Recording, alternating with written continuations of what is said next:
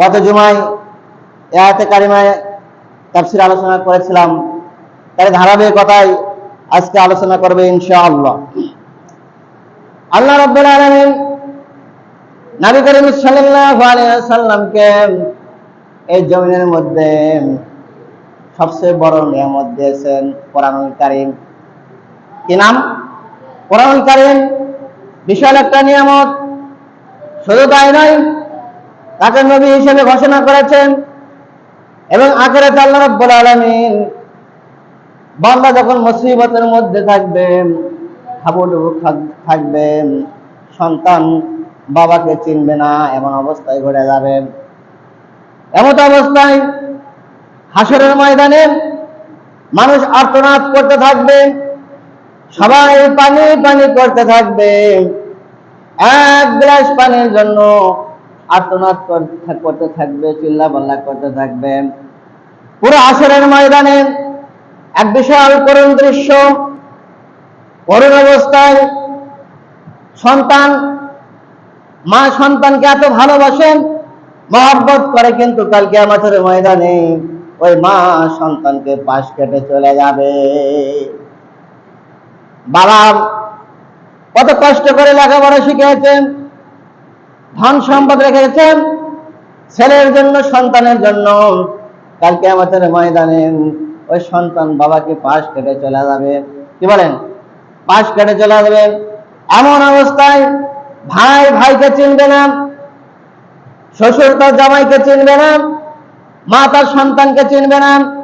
এমন দৃশ্য, ভয়াবহ অবস্থায় সবাই আর্তনাদ করতে থাকবে পানি পানি করার জন্য।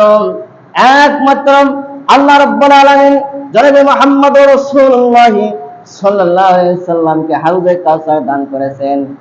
যে ব্যক্তি নবী করিম সাল্লাল্লাহু আলাইহি সাল্লামের সুন্নাত তরিকায় আল্লাহ রাব্বুল আলামিনের জীবন বিধান হিসেবে দুনিয়াতে জীবন পরিচালনা করবে, কাল কিয়ামতের ময়দানে নবী করিম সাল্লাল্লাহু আলাইহি সাল্লাম স্বয়ং হাউজে কাউসার পান করাবেন। বলেন সুবহানাল্লাহ। এই জন্য আল্লাহ রাব্বুল আলামিন জানিয়েছেন, পবিত্র কোরআনুল কারীমের মধ্যে আলোচনা করেছেন, লা ইয়ামলিকুনা আশ-শাফাআতা ইল্লা মান ইত্তাখাযা ইনদার রাহমানি আহাদা। বলেন সুবহানাল্লাহ। আল্লাহ রাব্বুল আলামিন জানিয়ে দিয়েছেন যে কালকে কিয়ামতের ময়দানে এমন অবস্থা হবে, তিনি ছাড়া অন্য কারো সুপারিশ গ্রহণ করা হবে না। একমাত্র আল্লাহ রাব্বুল আলামিনের যে হুকুম প্রতিশ্রুতি গ্রহণ করেছেন, তার সুপারিশ শুধু গ্রহণ করা হবে। বলেন সুবহানাল্লাহ। এমন অবস্থায় অন্য জায়গায় আল্লাহ রাব্বুল আলামিন জানিয়েছে, মা যাল্লাযী ইয়াশফাউ ইনদাহু ইল্লা বিইযনিহি। বলেন সুবহানাল্লাহ। কাল কিয়ামতের ময়দানে কে সেই ব্যক্তি আছে যার অনুমতি ছাড়া সুপারিশ করতে পারে? বলেন সুবহানাল্লাহ। এমন দৃশ্য, এমন ভয়াবহ অবস্থা দেখেন হাসরের ময়দানে সমস্ত মানুষ সবাই মিলে আমাদের আব্বাজান আদি পিতা বাবা আদম আলাইহিস সালামের কাছে চলে যাবেন। চলো আমরা দেখি, তিনি হচ্ছে প্রথম মানুষ। আল্লাহ রাব্বুল আলামিন তাকে কুদরতি হাত ধরে সৃষ্টি করেছেন। সমস্ত মানুষ তখন আদম আলাইহিস সালামের কাছে চলে যাবে, আব্বাজান আমাদেরকে বিপদ থেকে উদ্ধার করুন, আমাদের জন্য একটা পানির ব্যবস্থা করুন। বাবা আদম আলাইহিস সালাম তিনি বলবেন, না, আমার পক্ষে সম্ভব নয়, তুমি নূহ আলাইহিস সালামের কাছে চলে যাও। সবাই নূহ আলাইহিস সালামের কাছে চলে যাবেন। নূহ আলাইহিস সালাম বলবেন, তোমরা হযরত মূসা আলাইহিস সালামের কাছে চলে যাও। হযরত মূসা আলাইহিস সালাম বলবেন, ঈসা আলাইহিস সালামের কাছে চলে যাও। এমন করে হযরত ঈসা আলাইহিস সালাম বলবেন, তোমরা সবাই সপ্তম আসমানের জমিনের নেতা জনাবে মুহাম্মদুর রাসূলুল্লাহ সাল্লাল্লাহু আলাইহি সাল্লামের কাছে চলে যাও, তিনি যে সুপারিশ করবে আজকের দিনে। বলেন সুবহানাল্লাহ। তার সুপারিশ ছাড়া কারো সুপারিশ গ্রহণ করা হবে না। নবী করিম সাল্লাল্লাহু আলাইহি সাল্লাম কিয়ামতের ময়দানে তিনটি জায়গায় সুদ পেরেশানি থাকবেন, তার কথা মনে করবে না। কিয়ামতের ময়দানে ইয়া হাবলি উম্মতি, ইয়া হাবলি উম্মতি বলে ছুটাছুটি করতে থাকবেন। তার একটা আশা যে আমার একটা উম্মাত যেন জাহান্নামে দেখে না যায়। একবার তিনি মিজানের পাল্লার দিকে চলে যাবেন, আরেকবার হিসাবের দিকে চলে যাবেন, আর একবার তিনি ফুল ছেড়ে চলে যাবেন। এই তিনটা জায়গায় সবচেয়ে বেশি থাকবেন। নবী করিম সাল্লাল্লাহু আলাইহি সাল্লাম যখন সমস্ত উম্মতরা যখন নবী করিম সাল্লাল্লাহু আলাইহি সাল্লামের দরবারে নিকটে এসে হাজির হয়ে যাবেন, কিন্তু আল্লাহ রাব্বুল আলামিন নবী করিম সাল্লাল্লাহু আলাইহি সাল্লামকে মাকামে মাহমুদ দান করেছেন। সেখানে সিজদায় পড়েন, অঝর নয় কান্নাকাটি করতে শুরু করবেন। আল্লাহ রাব্বুল আলামিন ডাক দিয়ে বলবে, হাবিব মাথা আপনি উঠান, আজকের দিনে আপনার কষ্ট আমি সহ্য করতে পারবো না। আজকে বিরাট হাসরের ময়দানে আজকে কান্নার দিন নয়, আজকে আপনার আনন্দের দিন। আজকের দিনে আপনি মাথা উঠান, কান্না বন্ধ করেন। আজকে আপনি যা চাইবেন তা আপনাকে দেওয়া হবে। যে উম্মতের জন্য আপনি সুপারিশ করবেন সেই উম্মতের সুপারিশ আপনি গ্রহণ করা হবে। বলেন সুবহানাল্লাহ। তাহলে একমাত্র সুপারিশকারী সেদিন কে হবে? নবী করিম সাল্লাল্লাহু আলাইহি সাল্লাম আমাদের জন্য কত কষ্ট করেছেন। সম্মানিত হাজিরিন, এই জন্য কাল কিয়ামতের ময়দানে 5 শ্রেণীর ব্যক্তি কখনো সুপারিশ পাবে না। কয় শ্রেণী? ভালো করে মনোযোগ সহকারে শুনুন। 5 শ্রেণীর ব্যক্তি নবী করিম সাল্লাল্লাহু আলাইহি সাল্লামের নিকট কোনো সুপারিশ পাবে না। 1 নম্বর মুশরিক, আল্লাহ তাআলার সঙ্গে যে শিরক করেছে, আল্লাহর সঙ্গে যে শিরক করেছে, কাল কিয়ামতের ময়দানে সে নবী করিম সাল্লাল্লাহু আলাইহি সাল্লামের কি পাবে না? শাফাআত পাবে না। এমন লোক আমাদের সমাজে আছে নাকি? আছে না? এমন লোক আছে, অনেক শিরকের কাজ করে আমাদের অজান্তে। সম্মানিত হাজিরিন, একমাত্র সিজদা দেওয়ার মালিককে, সিজদা দেওয়ার মালিক একমাত্র আল্লাহ রাব্বুল আলামিন। কোন মূর্তির পূজা করা যাবে না, কোন গাছের পূজা করা যাবে না, সূর্যের পূজা করা যাবে না, পানির পূজা করা যাবে না, এক কথায় কোন প্রাণীর পূজা করা যাবে না। একমাত্র আমরা মুসলমান হিসাবে আল্লাহ তাআলাকে সিজদা করব। আমরা বলেন সুবহানাল্লাহ। একমাত্র তাহলে মুশরিক কাল কিয়ামতের ময়দানে নবী করিম সাল্লাল্লাহু আলাইহি সাল্লামের নিকট সুপারিশ পাবে না। কি নাম বললাম? কথা বলেন না। মুশরিক। 5 শ্রেণীর লোক কিয়ামতের ময়দানে নবী করিম সাল্লাল্লাহু আলাইহি সাল্লামের নিকট সুপারিশ পাবে না। তার 1 নম্বর হচ্ছে মুশরিক, 2 নম্বর হচ্ছে বেদাতকারী। এমন বেদাতকারী যে নতুন কিছু আবিষ্কার করলাম, কোরআন সুন্নাহ ইজমা কিয়াসের কোনো দলিল নাই, নিজের মন গড়া জীবন পরিচালনা করেন। এমন নতুন নতুন আবিষ্কারক আমাদের সমাজের মধ্যে আছে নাকি? আছে না? যা দেখবেন মস্তান, যা দেখবেন, আমি নিজে দেখেছি, মহিলারা কবর সিজদা করছে। বলেন নাউজুবিল্লাহ। তাহলে কবর সিজদা করা যাবে? সিজদা করা যাবে না। মোমবাতি জ্বালানো যাবে না, আগরবাতি জ্বালানো যাবে না। কারণ সিজদার মালিক একমাত্র কে?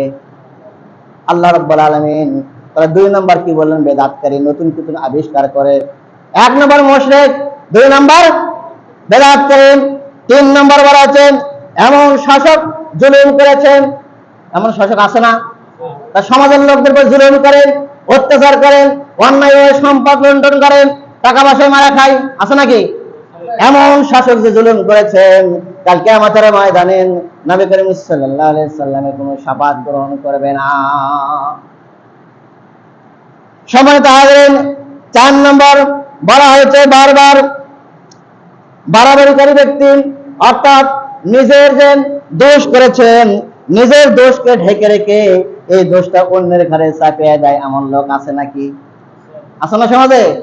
নিজে মানুষ হত্যা করেছে, হত্যা করে সুন্দরভাবে গুম করে অন্য একজনের ব্যক্তি কি চাপিয়ে দিচ্ছে যে অমুক ব্যক্তি কি করেছে? হত্যা করেছে। তাহলে কিয়ামতের ময়দানে নিজের দোষকে গোপন করে অন্যের উপর চাপিয়ে দেয়। এমন ব্যক্তি কিয়ামতের ময়দানে নবী করিম সাল্লাল্লাহু আলাইহি সাল্লামের নিকট কোনো শাফাআত পাবে না। এমন লোক আমাদের সমাজে আছে নাকি? বহু লোক কিন্তু দেখা যায়। 5 নম্বরে বলা হয়েছে, 5 নম্বরে এমন লোক যে ব্যক্তি নবী করিম সাল্লাল্লাহু আলাইহি সাল্লাম কাল কিয়ামতের ময়দানে শাফাআত করবেন এই কথাটা সবসময় অস্বীকার করে যে নবী করিম সাল্লাল্লাহু আলাইহি সাল্লাম কোন কিয়ামতের ময়দানে শাফাআত করতে পারবে না। এমন ব্যক্তি অনেক লোক কিন্তু বলে। এই 5 শ্রেণীর ব্যক্তি কাল কিয়ামতের ময়দানে নবী করিম সাল্লাল্লাহু আলাইহি সাল্লামের শাফাআত তো পাবেই না, হাউজ কাউসারের পানি পান করতে পারবে না। তাহলে আমরা যেন সবাই এই 5 শ্রেণীর ব্যক্তির মধ্যে না পড়ি। কি মনে থাকবে ইনশাআল্লাহ? সময় দেওয়াবেন।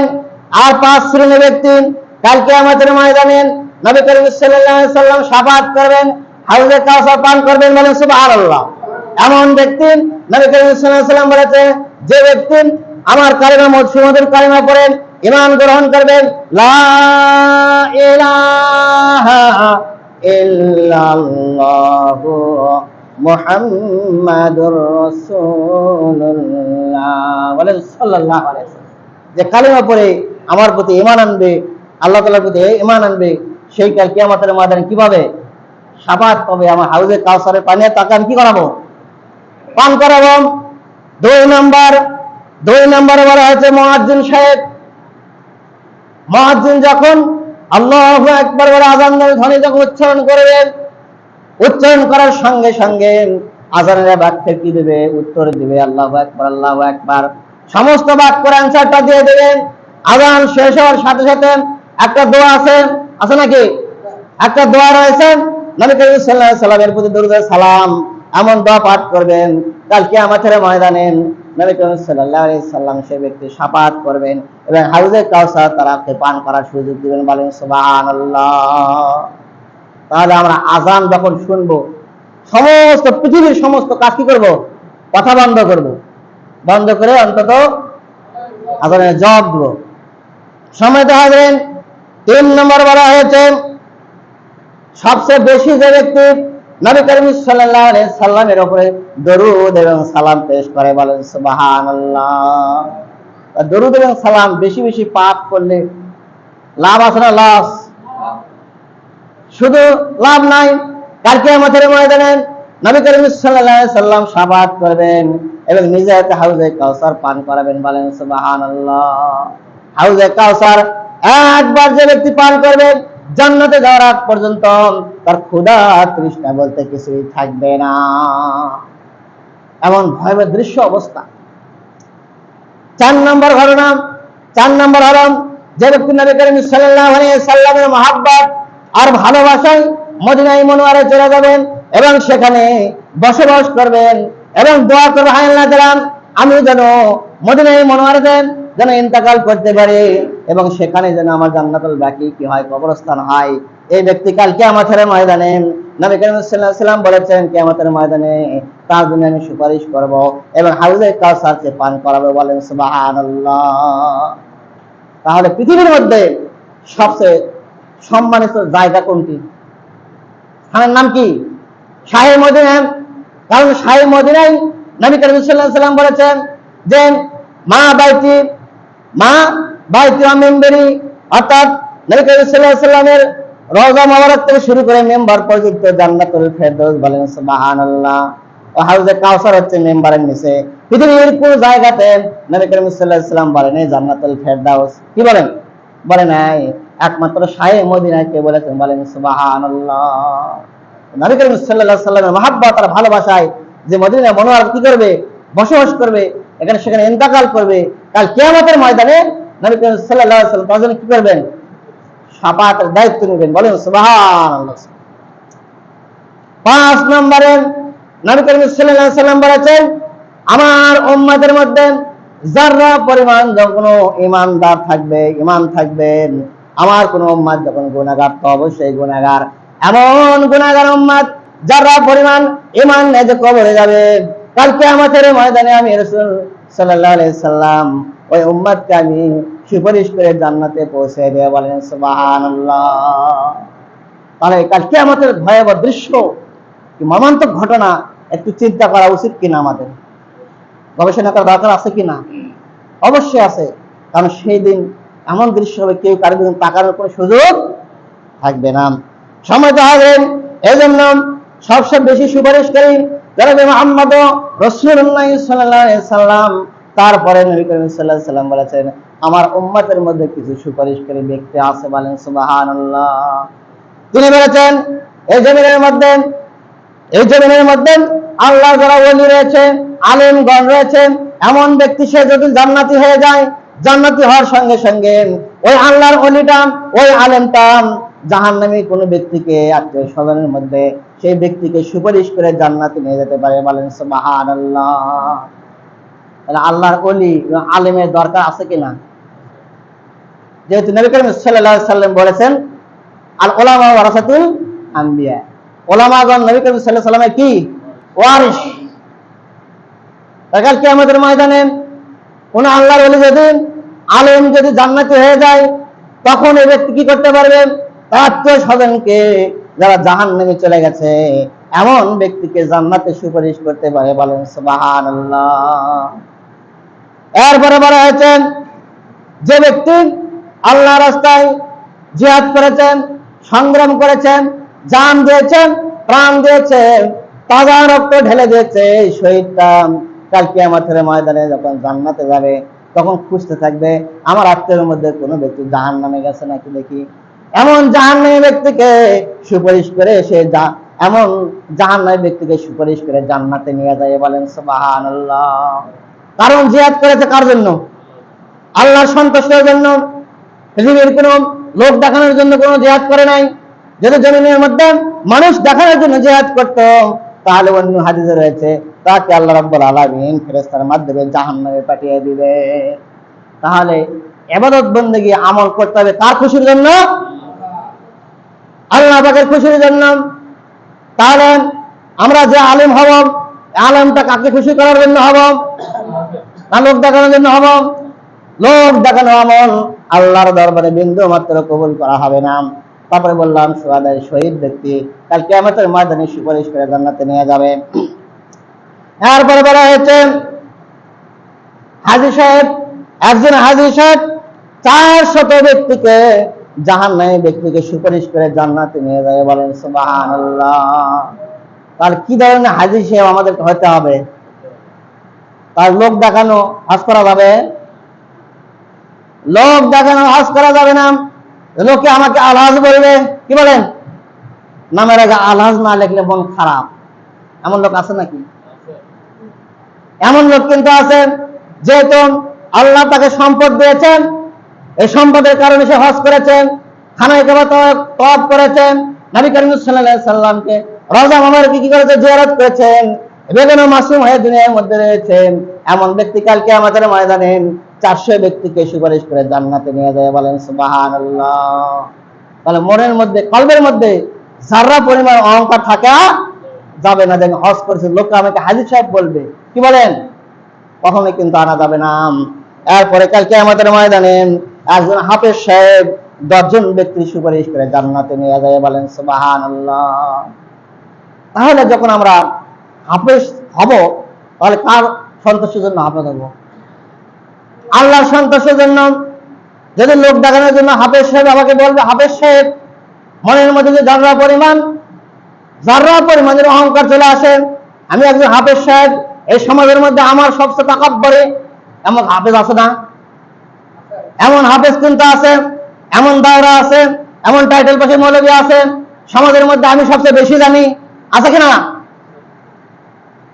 এমন হাফেজ সাহেব যদি হয়, নিজে তো জাহান্নামে যাবে, কিন্তু একমাত্র সন্তুষ্টের জন্য যদি হাফেজ করা থাকে কোরআনুল কারীম, সেই মোতাবেক জীবন পরিচালনা করলেন, 10 জন জাহান্নামীকে সুপারিশ করে জান্নাতে নিয়ে যায়। বলেন সুবহানাল্লাহ। সম্মানিত হাজরিন, এরপরে বলা হয়েছে মুয়াজ্জিন সাহেব। মুয়াজ্জিন সাহেবকে আমরা হেলা করি, ইমাম সাহেবকে হেলা করি, এমন লোক আছে নাকি? কালকে আমাদের ময়দানে একমাত্র মুয়াজ্জিনের সবচেয়ে গলা লম্বা হবে। কার গলা? মুয়াজ্জিনের গলা লম্বা হবে। এই মুয়াজ্জিন সাহেব যখন জান্নাতে যাবেন এবং জান্নাতের আগে যখন চিন্তা ভাবনা করবেন, আমার সঙ্গে তো অনেক মুসল্লি নামাজ পড়েছিল, কি বলেন? তাহলে অন্তরে যার টান বেশি, তাই খোঁজ করবে না? তাই কিন্তু খোঁজ করবেন। এই মুয়াজ্জিন সাহেব কিয়ামতের ময়দানে যখন জান্নাতে যাবে আর খোঁজ করবেন, আমার প্রিয় ব্যক্তি জমিনের মধ্যে ছিল, একসঙ্গে নামাজ পড়েছি, একসঙ্গে খেয়েছি, একসঙ্গে ওঠা বসা করেছি, দেখি এমন মুসল্লি কেউ জাহান্নামে গেছে নাকি। এমন জাহান্নামী ব্যক্তিকে সুপারিশ করেন, আল্লাহ রাব্বুল আলামিন তাকে জান্নাতে দিয়ে দেয়। বলেন সুবহানাল্লাহ। সম্মানিত হাজিরিন, এরপরে বলা হয়েছে মুমিন ব্যক্তি, মুমিন মুত্তাকি ব্যক্তি যদি যখন সে জান্নাতি হয়ে যাবে, এমন মুত্তাকি ব্যক্তি এখন টেনশনের মধ্যে পড়ে যাবেন, দেখি আমার আত্মীয় স্বজন পাড়া প্রতিবেশী কেউ আছে নাকি, খোঁজ খবর করবে, যে খোঁজ করবেন যে কোথায় কেউ আছে জাহান্নামে চলে গেছে নাকি। এমন মুত্তাকি জান্নাতি ব্যক্তি, এমন ব্যক্তি যখন খুঁজতে খুঁজতে দেখবেন তার আত্মীয়ের মধ্যে কেউ জাহান্নামে চলে গেছে, এমন ব্যক্তিকে সুপারিশ করে জান্নাতে নিয়ে যায়। বলেন সুবহানাল্লাহ। সময় হাজিরিন, এমন ব্যক্তি জাহান্নামের মধ্যে সবচেয়ে যারা পরিমাণ ব্যক্তি যার ঈমান রয়েছে, এমন ব্যক্তি যখন জাহান্নামের মধ্যে তার হাতটা আগুনে দাউ দাউ করে জ্বলছে, পাটা দাউ দাউ করে জ্বলছে, হৃদয়টা দাউ দাউ করে জ্বলছে, কিন্তু উম্মতে মুহাম্মাদের কোন মুসলমান মুত্তাকি তার চেহারা মোবারকে আগুন লাগবে না। বলেন সুবহানাল্লাহ। সুবহানাল্লাহ। কোন উম্মতে মুহাম্মাদের কি চেহারা মোবারকে কি লাগবে না? আগুন লাগবে না। এই জাহান্নামী ব্যক্তি আল্লাহ রাব্বুল আলামিনের নিকট ফরিয়াদ করবেন, হায় রব্বে কারীম, আমায় দাউ দাউ করে আমার জীবনটাকে দাউ দাউ করে জ্বলছে, হাতে আগুন জ্বলছে, পায়ে আগুন জ্বলছে, দেহ মোবারকে আগুন জ্বলছে, আল্লাহ অনেক কষ্টের মধ্যে রয়েছে, আল্লাহ রব্বে কারীম আমাকে জাহান্নামের একটু দরজার সামনে নিয়ে যাও হোক, জানে আমি বাহিরের আলো বাতাস একটু দেখতে চাই। বলেন সুবহানাল্লাহ। আল্লাহ রাব্বুল আলামিন রাহমাতাল লিল আলামিন, যেহেতু তিনি নিজে ঘোষণা করেছে লা তাকনাতু মির রাহমাতিল্লাহ, আমার রহমত থেকে তোমরা বঞ্চিত হয় না। আল্লাহ রাব্বুল আলামিন ফেরেশতাকে ডাকে, বলে ফেরেশতারা এই জাহান্নামী বান্দাকে তুমি জাহান্নামের দরজার সামনে তুমি নিয়ে এসো, এবং দরজার সামনে তিনি বাইরের জান্নাতের সমস্ত নাজ নিয়ামত তিনি দেখতে থাকবে। দেখতে দেখতে বলতে থাকবেন, হায় রব্বে কারীম, ওই যে দূরে একটা গাছ দেখা যায়, ছোট্ট একটা গাছ, ওখানে একটু নিয়ে যাওয়া হোক। আল্লাহ রাব্বুল আলামিন তার আর্তনাদ, তার কাকুতি কবুল করবেন। ফেরেশতারা সঙ্গে সঙ্গে ছোট একটা গাছের সামনে নিয়ে যাবেন। সেখানে যাওয়ার পর সামনে আর একটা বড় একটা বিশাল গাছ দেখতেছে, সুন্দর সুন্দর গাছের মধ্যে পাখি রয়েছে, সুন্দর সুন্দর ফল রয়েছে। এমন কিছু দৃশ্য দেখেন, ওই জাহান্নামী ব্যক্তি বলবেন, হায় রব্বে কারীম, এমন দৃশ্য অবস্থায় দেখে আমার খুব আশা ওই বড় গাছের সামনে আমি যাব। বলেন সুবহানাল্লাহ। এবার আল্লাহ রাব্বুল আলামিন ফেরেশতাকে ডাকে, বলবে ফেরেশতারা শোনো, ওই জাহান্নামী ব্যক্তিকে তুমি জান্নাতের হাউজে কাউসারের পানি দ্বারা গোসল করে তাকে জান্নাতে দিয়ে দাও। বলেন সুবহানাল্লাহ। সময় তো হাজিরিন, এজন্য কাল কিয়ামতের ময়দানে ভয়াবহ এমন দৃশ্য ঘটনা ঘটবে যে আর্তনাদ সেদিন বেশি করে কোনো কাজ হবে না। সেই প্রার্থনা, সেই আর্তনাদ আমাদেরকে দুনিয়ার জমিনে করতে হবে। কি বলেন? সেই কান্না কোথায় করতে হবে? জমিনের মধ্যে কাঁদতে হবে, গুনার জন্য কাঁদতে হবে। নবী করিম সাল্লাল্লাহু আলাইহি সাল্লাম যেহেতু কাল কিয়ামতের ময়দানে একমাত্র তিনি সুপারিশকারী হেড, তিনি আমার মুমিন মুত্তাকি বান্দাদেরকে কি করবেন? সুপারিশ করবেন। আল্লাহ রাব্বুল আলামিন তাকে একটা দায়িত্ব দিয়ে দেবেন। আল্লাহ নবী করিম সাল্লাল্লাহু আলাইহি সাল্লাম আল্লাহ রাব্বুল আলামিনকে ডাকতে বলবেন, হে রব্বে কারীম, এমন মুসিবতের সময় আমি জাহান্নামের দরজা আমি বন্ধ দেখতে চাই। কিসের দরজা? জাহান্নামের দরজা বন্ধ দেখতে চাই। আল্লাহ রাব্বুল আলামিন ডাকতে বলবেন, মালিক, জাহান্নামের লিডার ফেরেশতার নাম কি? মালিককে ডাকে বলবে, মালিক, আমার দোস্ত বলেছে জাহান্নামের দরজা বন্ধ থাকবে, আজকে তুমি জাহান্নামের দরজা বন্ধ করে দাও। বলেন সুবহানাল্লাহ। যে নবী করিম সাল্লাল্লাহু আলাইহি সাল্লাম শাহে মদিনায় ইয়া হাবলি উম্মতি বলে